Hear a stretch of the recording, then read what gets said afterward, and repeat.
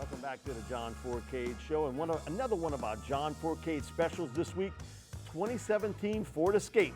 0% interest for 60 months, plus you get $1,000 bonus cash. Again, on all 2017 Ford Escapes, 0% interest for 60 months, plus a $1,000 bonus cash plan right here at Veterans Ford.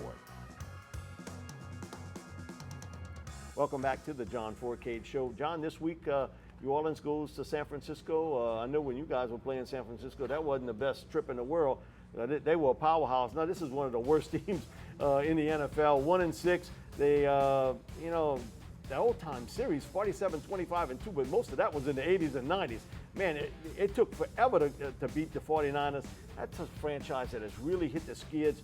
And just a couple years back, they went to back-to-back Super Bowls. Right. And Jim Harbaugh getting fired in a kind of a tussle a little bit with Trent Baalke, and they sided with Baalke.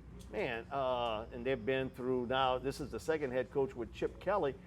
John, this is a team they headed south and quickly. It's a shame because the history and tradition of the 49ers with the Barlows as their ownership group. I know one thing, if Eddie D owned this team, there ain't no doubt. They wouldn't be in this spot. No, I totally agree with you, but they got a brand new stadium.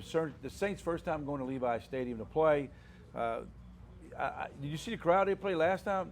They had about 20,000, if that much, at a 49ers game. And that right there is going to start telling the tale about the 49ers. But Saints can go out there and take care of this business. They can go out there. The Saints should win this football game. There's no doubt about it. They're a better team. Colin Kaepernick's a quarterback for them. They just got some issues. They got some good quality players on this squad. I just don't like Chip Kelly's offensive philosophy. That does not work in the NFL. And he's going to live and die by it. It was like when the old ball coach came in with his kind of fun and guns offense. That didn't work. And now he's going to come in here, and Chip Kelly's going to run his offense. He doesn't have a quarterback scenario that can run that type of offense, and it just doesn't work. They're trying to get 90, 100 plays in. Don't work. 32nd in the league in run defense and 30th in pass defense, 8th in pass defense.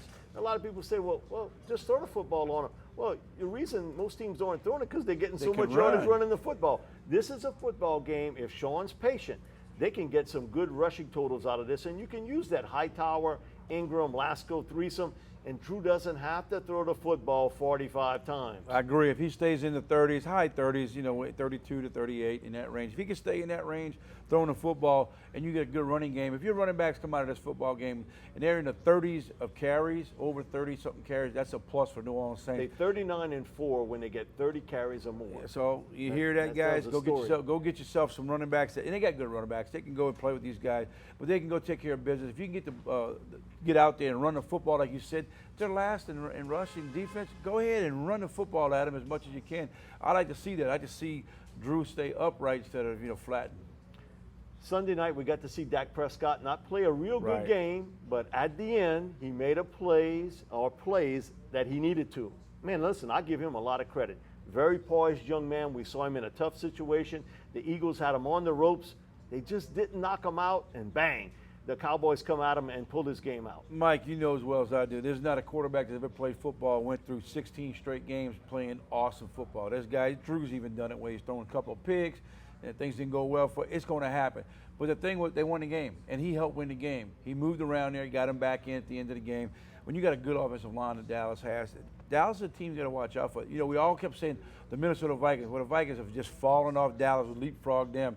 Dallas is a better team right now than I think Minnesota is. Man, you look at the Vikings. They can't run the football and can't protect Sam Bradford. If you can't protect him, you got some deep issues. And then North Turner resigns. And he quits. So that's not a football team with an arrow on the right side up. We're going to look at the power rankings here of the National Football League teams, and this was out this week. Number 1, how shocking, the Patriots. Number 2, the Cowboys. Number 3, the Broncos. I don't know if I'd put them in that 3 spot. I don't know if I'd put the Chiefs in the 4 spot. The Falcons, they deserve to be in the top 5. The Vikings, I think, are a team right now. They're treading a little bit of water. The Packers, I think, have issues. They're talented, but there's friction between Rodgers and McCartney. The Eagles, you know what? They had that game. I don't see how Doug let that game get away from them. But the team to watch, the Raiders. Man, listen, you commit over 20 penalties in a game and win, and certainly with Seattle, they're 4-2-1. I think the Raiders have been the story this year of just how well they've been able to win games, and yet the penalties, they double digits every game this year. And then they set an all-time mark getting, I think it was 22 or 24 penalties in the last game. It was unbelievable. But the thing is, they just win, baby. You heard that comment. We just win, baby, win. And that's the whole key to what the Raiders bring to the table. They don't care what happens, how many penalties, how you do everything. They're dead last in defense in the NFL.